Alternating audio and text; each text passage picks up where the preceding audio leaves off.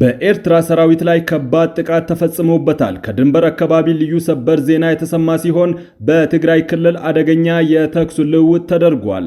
በአማራ ክልል ጦርነት የፋኖ አመራሮች ተገድለዋል። ልዩ ሰበር ዜና ከባህር ዳር ደርሶናል። ክቡራትና ክቡራን የጥበብ ሚዲያ ቤተሰቦች በዛሬው ቆይታችን እነዚህንና ሌሎችንም ሀገር አቀፍ ጉዳዮችን በትንታኔ ወደ እናንተ እናቀርባለን። ይህ በሳምንት አንድ ቀን ወደ እናንተ የሚቀርበው የዜና ትንታኔ ሰዓታችን ነው። ጥበብ ሚዲያ በጋዜጠኞች የተመሰረተ ሚዛናዊና ተአማኒ መረጃዎችን በየዕለቱ የሚያደርሳችሁ ገለልተኛ የሚዲያ ተቋም ነው።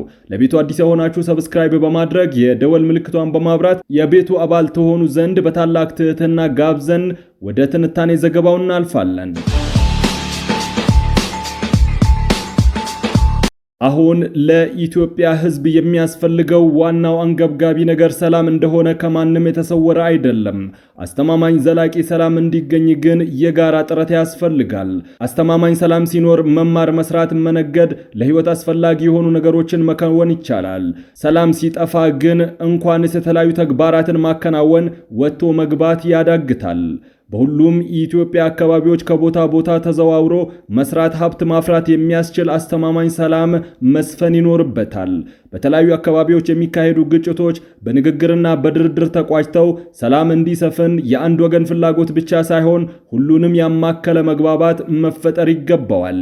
ኢትዮጵያ በግጭት ምክንያት የእልቂትና የውድመት ምድር ሆና እንዳትቀር ሁሉም የፖለቲካ ኃይሎች ትጥቅ ያነገቡ ወገኖችን ጭምር ከግጭት አዙሪት ውስጥ የሚያስወጡ ዘዴዎች እንዲቀየሱ ቀናነት ማሳየት አለባቸው። ይሁን እንጂ መንግስት ከሁሉም በላይ ኃላፊነት ያለበት በመሆኑ ከምንም በላይ በቁርጠኝነት መስራት ይጠበቅበታል።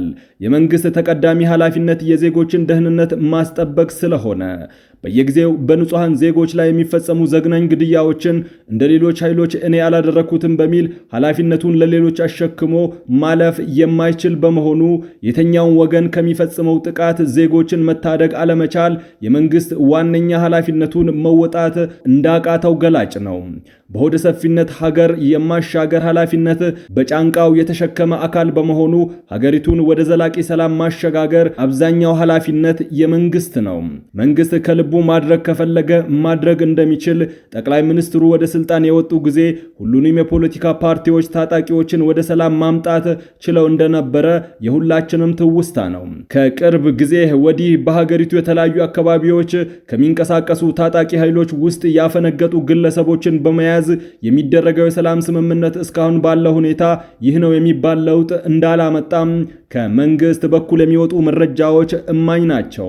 በኦሮሚያ ክልል በምዕራብ ሸዋ ዞንና አካባቢው የሚንቀሳቀሰው የኦሮሞ ነጻነት ሰራዊት መሪ እንደሆነ በተገለጸው ጃልሰኝና በመንግስት መካከል ከተደረገው የሰላም ስምምነት በኋላ አካባቢው ላይ ሰላም ይሰፍናል፣ ከአካባቢው አልፎ በመላ ኦሮሚያ ብሎም ለሀገሪቱ ብስራት ነው ተብሎ የነበረ ቢሆንም መከላከያ ሰራዊቱ በተደጋጋሚ በተረጋገጠ የማህበራዊ ሚዲያ ገጾቹ ካጋራቸው የአውደ ውጊያ ዜናዎች መካከል ከዚህ አካባቢ የወጡት በርካታ ናቸው።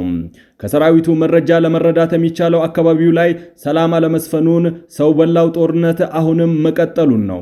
በሰሞኑ በአማራ ክልል ታጥቀው ከሚንቀሳቀሱ ኃይሎች ውስጥ በአቅም ደረጃ አነስተኛ ከሆነው የአማራ ፋኖ ህዝባዊ ድርጅት ካፈነገጠው ካፕቴን ማስረሻ ሰጤ ጋር ተመሳሳይ የስምምነት ሂደት መደረጉን በመንግስት ሚዲያዎች በሰፊው የተዘገበ ሲሆን ዘገባዎቹ ለመላው አማራ ክልል ሰላም በር የሚከፍት ነው ብለውታል። ይሁን እንጂ በተቃራኒ ጎራ የቆሙ ተንታኞች በክልሉ ነባራዊ ሁኔታ ፋይዳው እምብዛም ነው ብለዋል። ተንታኞች መንግስት ሀገራዊ እርቀ ሰላም በማወጅ በሁሉም የሀገሪቱ አካባቢዎች የሚንቀሳቀሱ አንጃዎችን ያሳተፈ ሰላም የማስፈን አካሄድ ካልተከተለ ከአፈንጋጭ አንጃዎች የሚደረገው የሰላም ስምምነት ከወሬ የዘለለ ለውጥ አያመጣም ባይ ናቸው።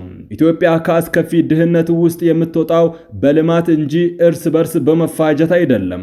በፕሪቶሪያ ስምምነት ተገቶ የነበረው ማዕከሉን ትግራይ ያደረገው የሰሜን ኢትዮጵያው ጦርነት እንደገና አገርሽቶ ወደ እልቂትና ውድመት ሊራመድ እየተንደረደረ እንደሆነ ምልክቶች እየታዩ ነው። በፌዴራል መንግስትና በብሔራዊ ምርጫ ቦርድ እውቅና በተነፈገው ህወሓት መካከል የሚስተዋለው መካረር በትግራይ ክልል ነዋሪዎች ዘንድ ከፍተኛ ስጋትን መፍጠሩ ይታወቃል። ከዚህ ቀደምም የተካሄደው አውዳሚ ጦርነት ያደረሰውን ሰብአዊና ቁሳዊ ኪሳራ እንደገና እንዳይከሰት በትግራይም ሆነ በሌሎች አካባቢዎች የሚገኙ ኢትዮጵያውያን በተለያዩ መንገዶች እያሳሰቡ ነው። በምንም አይነት ሁኔታ ወደ ጦርነት እንዳይገባ የሚረዱ የመፍትሄ ሐሳቦች ያስፈልጋሉ። ከዚህ በፊት በእልህና በግትርነት የተካሄደው ጦርነት የዜጎችን ሕይወት ከማስገበር፣ ከማፈናቀል፣ አካላዊና ስነ ልቦናዊ ጉዳት ከማድረስ፣ ለተለያዩ ሰብአዊ መብት ጥሰቶች ከመዳረግ፣ የሀገርን ሀብት ከማውደም የዘለለ አንዳችም ጥቅም ያልተገኘበት ኪሳራ እንደነበረ አይዘነጋም። ቻናል 14 የተሰኘው ዓለም አቀፍ ሚዲያ ሰሞኑን በአፋር ክልል የሚንቀሳቀሱትን ራሳቸውን የትግራይ ሰላም ኃይል ብለው የሚጠሩትን ታጣቂ ኃይሎችን ያነጋገረ ሲሆን የህወሓት አመራሮችን በትጥቅ ትግል ለመጣል መወሰናቸውን አሳውቀዋል። በሰሞኑ በእነዚህ ኃይሎችና የህወሓት ታጣቂ ኃይል አባላት መካከል በአፋርና በትግራይ ክልል አዋሳኝ አካባቢዎች እንዲሁም በራያ ቆቦ ቀጠናዎች ጠንካራ ውጊያዎች ተደርገዋል። የህወሓት ኃይሎች በሰሞኑ የክልሉ መንግስት ሆነው ሳለ እንደ ወንበዴ የኢትዮጵያ ንግድ ባንክ ቅርንጫፎችን መዝረፋቸውን ሆርን ፎከስ መዘገቡ የሰላም ሁኔታው እያከተመለት መሆኑን አመላካች ነው። በቅርቡ የህወሓት ማዕከላዊ ኮሚቴ ያወጣው መግለጫም ሰላማዊ ጥረቶች ማክተማቸውን አመላካች ነው። ህወሓት በመግለጫው ዓለም አቀፉ ማህበረሰብና አደራዳሪ ተቋማት በኢትዮጵያ መንግስት ተጽዕኖ ባለማድረጋቸው በሙሉ አቅማችን እንታገላለን፣ የተወረረብንን መሬት እናስመልሳለን፣ ተፈናቃዮችን እንመልሳለን ሲል ያሳወቀ ሲሆን ይህም በራያና ወልቃይት ላይ ጦርነት እንከፍታለን ማለቱ እንደሆነ ነው የተዘገበው። የህወሓት ኃይል መግለጫ ጦርነት የታወጀበት እንደሆነ የተገለጸው በተለይም በሰላም ስላልሆነ በሙሉ አቅማችን እንታገላለን የሚለው አገላለጽ በግልጽ እንዋጋለን ማለት ነው ተብሏል። በአማራና ኦሮሚያ ክልሎች ውስጥም የሚካሄዱት ውጊያዎች የዜጎችን ህይወት ከመቅጠፍ፣ ከማፈናቀል፣ ንብረት ከማውደም እንዲሁም ለተለያዩ ጉዳቶች ከመዳረግ ውጪ የፈየዱት ነገር የለም። ይልቁንም በአውራ መንገዶች ላይ እገታ፣ ዝርፊያ፣ ግድያ የመሳሰሉ አስከፊ ድርጊቶች እንዲባባሱ ነው ያደረጉት። በህዝብና በጭነት ትራንስፖርት አገልግሎቶች ላይ ሁከት በመፍጠር ሰዎችና ምርቶች እንዳይንቀሳቀሱ በማድረግ ከፍተኛ ጉዳት አድርሰዋል። በክልሉ በተደረገው ውጊያ የመንግስት ሚዲያዎች በርካታ የፋኖ አባላትና አመራሮች መግደላቸውን፣ መቁሰላቸውን እንዲሁም በሺዎች የሚቆጠሩ ለመንግስት እጅ መስጠታቸውን ሲዘግቡ፣ በተቃራኒው የፋኖ ልሳን የሆኑ ሚዲያዎች የፋኖ ኃይሎች በመንግስት የጸጥታ ኃይል አባላት ላይ ድል መቀዳጀታቸውን ገልጸዋል። የኢሮብ ህዝብን መከራና ስቃይ እያሳየ ያለው የኤርትራ ሰራዊት ላይ የአካባቢው ታጣቂዎች የደፈጣ ጥቃቶችን መፈጸማቸውንም ለማወቅ ተችሏል። በቅርቡ በኤርትራ ላይ ይፋዊ ጦርነት በማወጅ የትጥቅ ትግል የጀመረው የኢሮብ ሬዚስታንስ አርሚ ከኤርትራ ጋር ይፋዊ ጦርነት የጀመረ ሲሆን እስካሁን በርካታ ጥቃቶችን ፈጽሟል። በአሁኑ ሁኔታ ከውስጥም ከጎረቤትም የተጋጋለው ጦርነት በህፃናትና ወጣቶች እያደረሰ ያለው ጉዳት ከፍተኛ ነው። በሚሊዮኖች የሚቆጠሩ ህፃናትና ወጣቶች ከትምህርት ገበታቸው ተፈናቅለው የወደፊት ተስፋቸው ጨልሞባቸዋል። የትምህርት፣ የጤና፣ የመሰረተ ልማት አገልግሎቶች እየተቋረጡ በዜጎች ላይ ተደራራቢ ችግሮች ተጋርጠዋል። ጦርነቶችን ወይም ግጭቶችን በሰላማዊ መንገድ አስቆሞ በንግግር በድርድር መፍትሄ ማግኘት ካልተቻለ ችግሩ በተራዘመ ቁጥር ለሀገር ህልውና አደገኛ እንደሆነ በቀላሉ መገንዘብ ይቻላል። ኢትዮጵያ ከግጭትም ሆነ ከጦርነቱ ውስጥ የመውጫ መንገዶች ሊፈለጉላት ግድ ይላል። ከ130 ሚሊዮን በላይ ህዝብ እንዳላት የሚነገርላት ኢትዮጵያ የተራዘመ ጦርነት ውስጥ መቆየት የጦርነት ቀጠና የሆኑ አካባቢዎችን ብቻም ሳይሆን መላው ሀገሪቱን በአንድም በሌላ መንገድ ያወድማል። በሁሉም ዘርፎች የሚገኙ የተፈጥሮ ሀብቶች ለስራ ዝግጁ ከሆነው የወጣት ኃይል ጋር አቆራኝቶ ወደ ልማት በስፋት ማሰራት ሲገባም መለስተኛ ቅራኔዎችን በንግግርና በድርድር መፍታት አቅቶ ሀገርን የጦር ሜዳ ማድረግ ጤነኛነት ስላልሆነ ለዘላቂ ሰላም መስፈን ጥረት ማድረግ ካልተቻለ ወደ አስከፊው ቁልቁለት እየተንደረደረን ባለንበት እምቢተኝነት ከቀጠልን መውጣት ወደማንችለው አዘቅት ውስጥ መውደቃችን አይቀርም። ሁሉም ኢትዮጵያውያን የሀገራቸው ጉዳይ ስለሚያሳስባቸው ከፖለቲካ ወገንተኝነትና ከጎራ ፍትጊያ በላይ ለኢትዮጵያ መጻኢ ዕድልና ፋንታ በመጨነቅ ለሰላም አብሮ ለመስራት ፈቃደኛነት ማሳየት አለባቸው። የፖለቲካ ፉክክሩ ህጋዊና ሰላማዊ ቅቡልነት ያለው ሲሆን የህሊና ዳኝነት የሚተወው ለመራጩ ህዝብ እንደሆነ መገንዘብ ይገባል። ከዚያ ውጪ ፍላጎትን በኃይል ለማስፈን የሚካሄደው ርዕቀት ህዝብን በሚዲያ ፕሮፓጋንዳ መሬት ላይ ያለውን ሀቅ በመሸፈን የሚደረግ ጥረት ነገሮችን ለይስሙላ ብቻ ህጋዊ አስመስሎ በጀርባ በጉልበት ለማስፈጸም የሚደረግ ጥረት ሀገር አፍራሽ ነው። በዚህ ማህበራዊ ሚዲያ ዘመን ከህዝብ የሚደበቅ አንዳችም ነገር ስለሌለ ህጋዊ አካሄድን ብቻ ተከትለን ለህግ የበላይነት ተገዝተን ህግን ለፖለቲካዊ ፍላጎት ከመጠቀም ተቆጥበን የፍትህ ተቋማት ገለልተኛነትን አጠናክረን አጠናክረን ሀገርን ለማስቀጠል ለመጪው ትውልድ አስተላልፈን ለማለፍ መሰናዳት ካልቻለን ሀገራችን ቅርቃር ውስጥ ከተን ለልጆቻችን መጥፎ ታሪክ አውርሰን ማለፋችን አይቀርም። በተለይም ወጣቶች የነገ ሀገር ተረካቢ ስለሆናችሁ ትምህርታችሁን በርትታችሁ ተምራችሁ ራሳችሁን ለሕዝብ አገልጋይነት እንድታሰናዱ እንላለን። ራሳችሁን ስታዘጋጁ ደግሞ ሞጋችና ጠያቂ ለመሆን እንጂ ሌሎች እንደሚፈልጉ የሚነዷችሁ ጋሪ ከመሆን ተጠንቀቁ። የመርህ ሰው ሆናችሁ በአቋማችሁ የጸናችሁ ሕግና ስርዓትን መርህ በማድረግ የምትሰሩ መሆን አለባችሁ። ይቺ ሀገር የእናንተ ናትና።